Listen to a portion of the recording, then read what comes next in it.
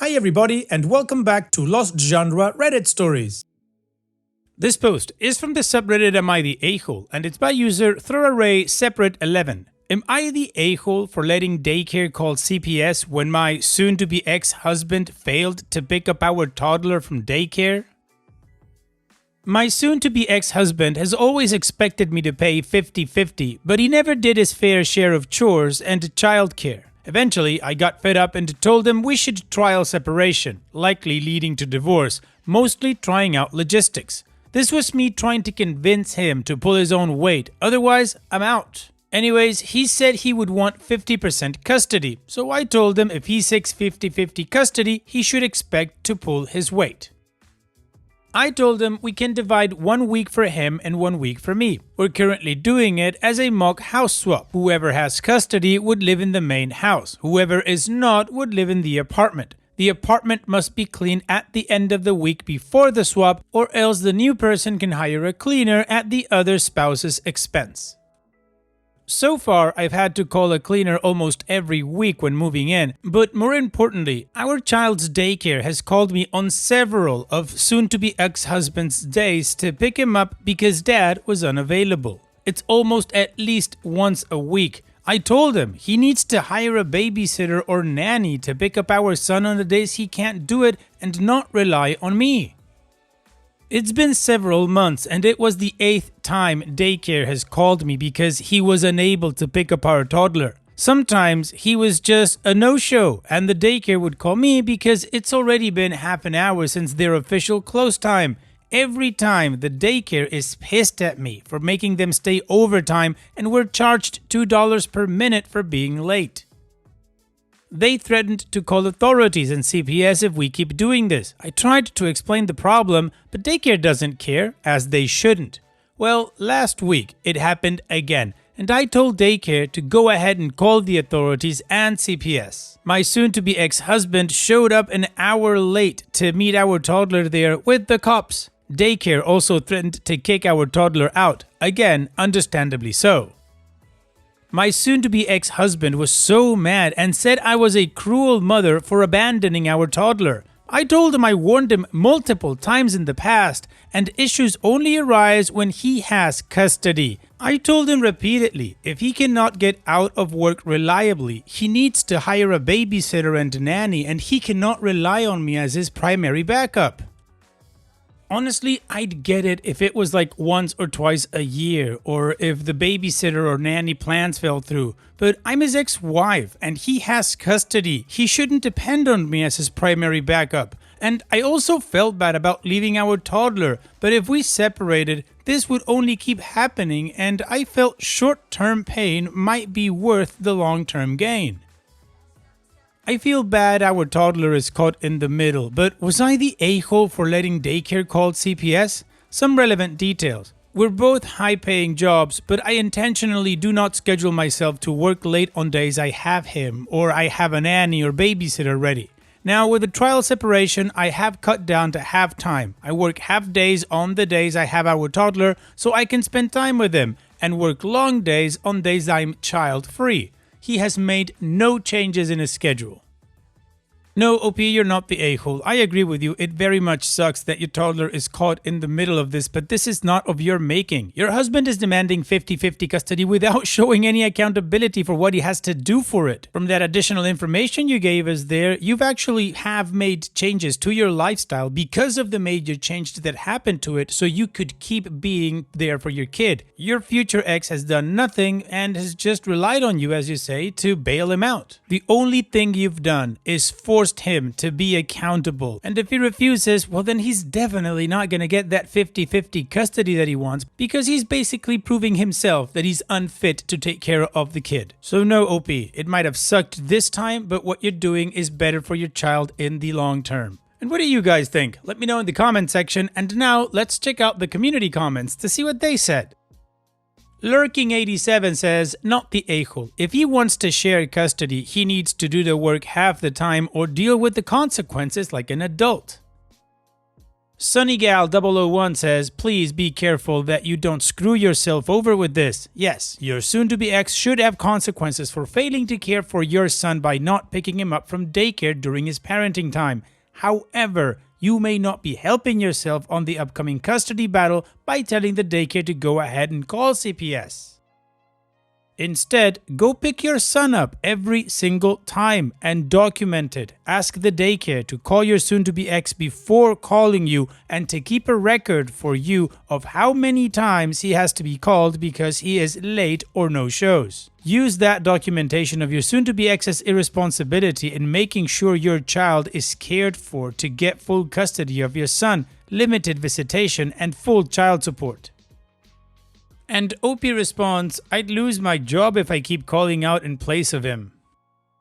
Chaotic Capricorn says, do not allow CPS in this any longer. It will bite you just as much as him. Lawyer, document, document, document. He only wants 50-50 to avoid child support. He clearly cannot handle solo parenting, whether by choice or circumstance. Proceed to divorce and stop drawing this out. Your baby deserves stability.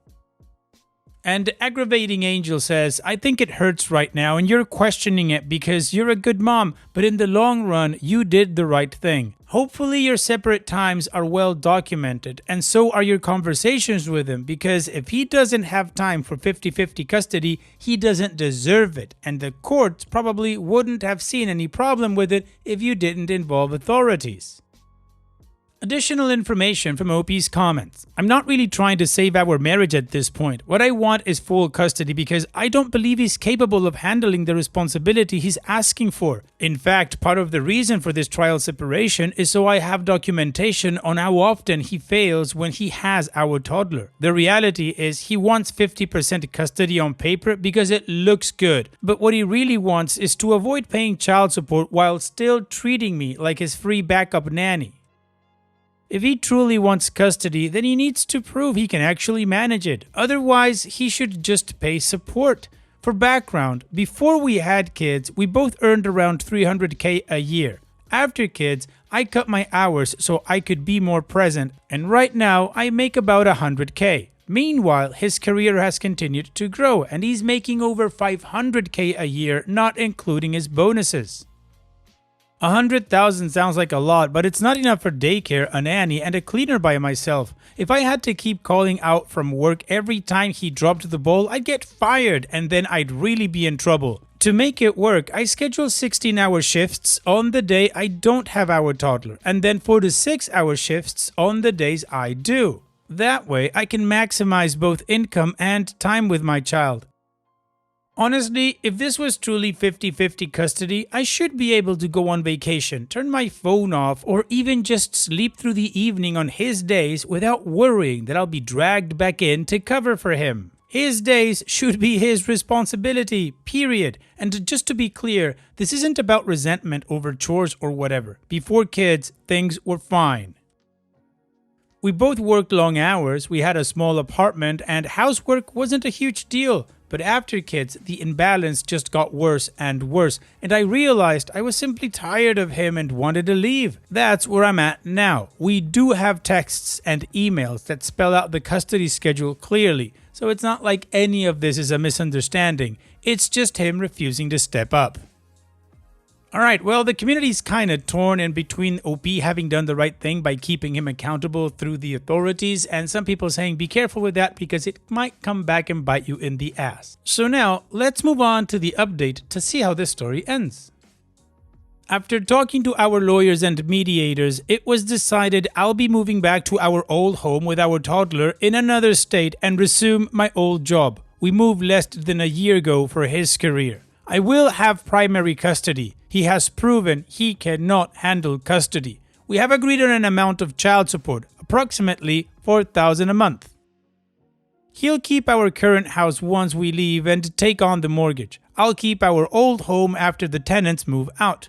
We are set to move back in 2 months. His lawyer advised him to accept these terms because I have clear documentation of him failing to fulfill his parental obligations, evidence that suggests alienation and career sabotage, and he's lucky I'm not seeking compensation for that.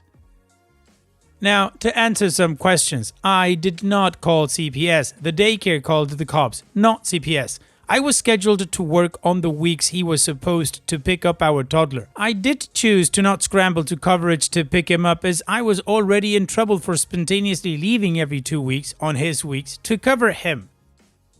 In addition, getting coverage would take 30 minutes plus and then another 30 minutes to get to his daycare.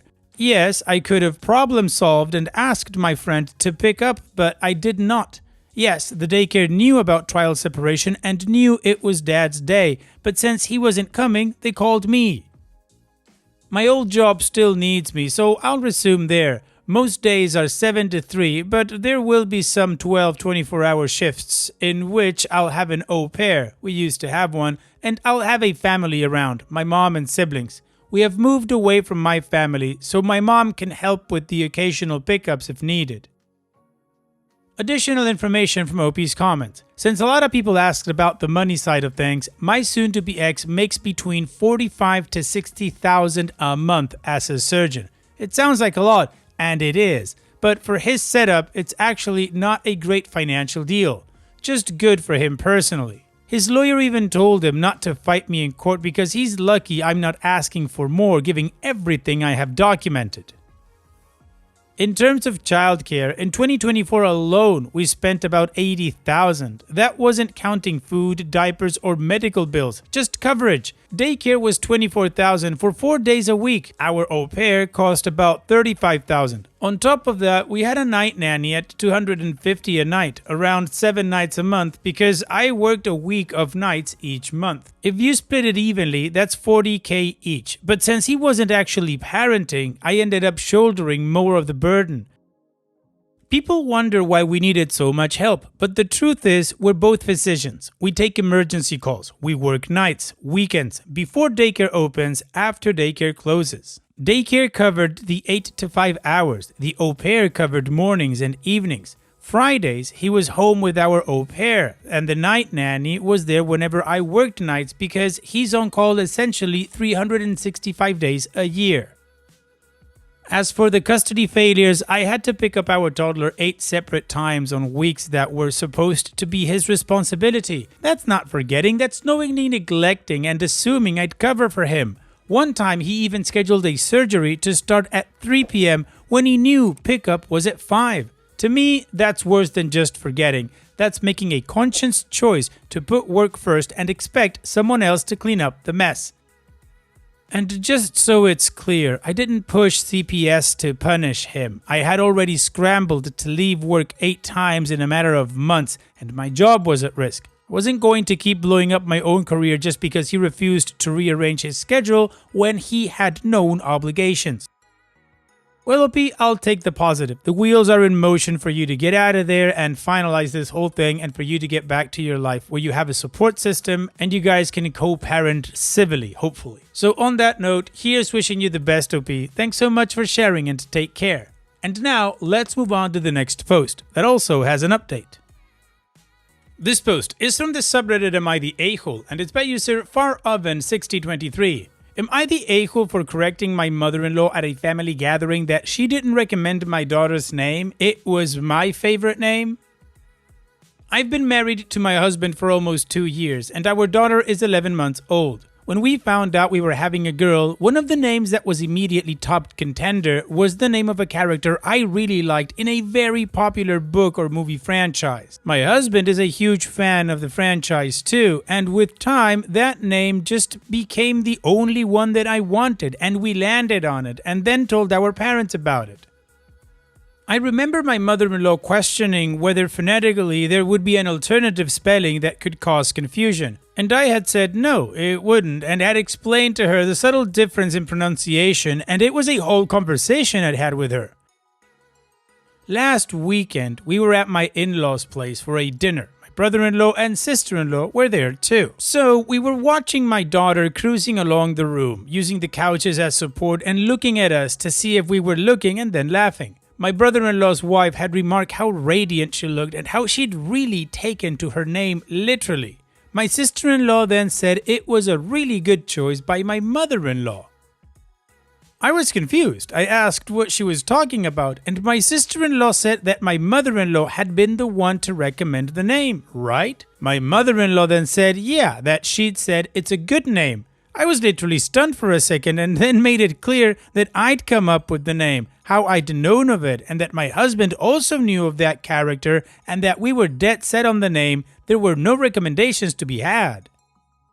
I asked my husband to corroborate the story, which he did, uncomfortably. My mother-in-law said names are a collective family effort, and everyone pitched in. But I still said this name was one that was very dear to me, and it was one I'd come up with. Maybe I shouldn't have pushed on that a second time. That's why I'm here. When we came home and were in bed, my husband had been getting texts from his mom and sister. He said I was right in my account of what had happened, but he also told me I'd been tactless, that we know it was my name and our daughter has a beautiful name that suits her. Why make it into something that causes bitterness? And today he had a phone call with his mom, just a regular one. I asked if she was still pissed, and he said she was. He said that he understood why I did it, but it wasn't the time and place. Was I the a-hole?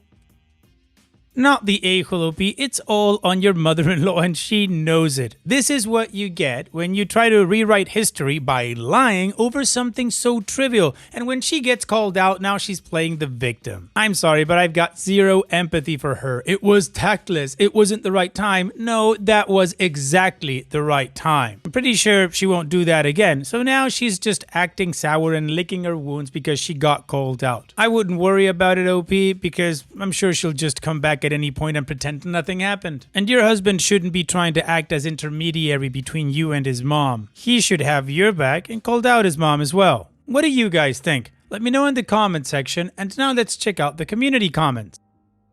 Quince Bush says, quote, he said that he understood why I did it, but it wasn't the time and place, end quote. Did he happen to share with you when would have been a better time to correct your mother-in-law's revisionist history and why he didn't have a word with her or correct her himself? Big fat not the a-hole.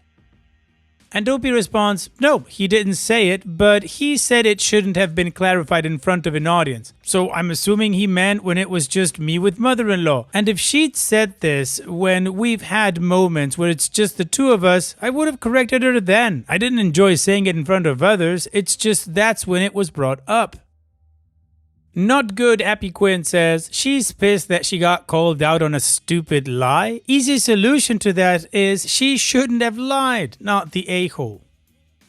And Opie responds, thank you. And while I didn't bring it up at the time because I didn't recall in the moment, I literally have texts of me sending her a link about how that name is in the top 20, that it's not a totally out there name. And Alien Overlord 1001 says, not the a-hole. Ouch, you have a husband problem. Your mother-in-law is the one making up fantasies about how she chooses names. You simply told the truth and cleared that nonsense up. It was the time and the place. OP's short-term update. My husband came by this on his Reddit feed. F my life. He wants to let us all know he never said I was an a-hole. Okay, the community agrees OP was not the a-hole, and the husband went out and called out OP on what she was saying. So now let's move on to the update to see how this story ends.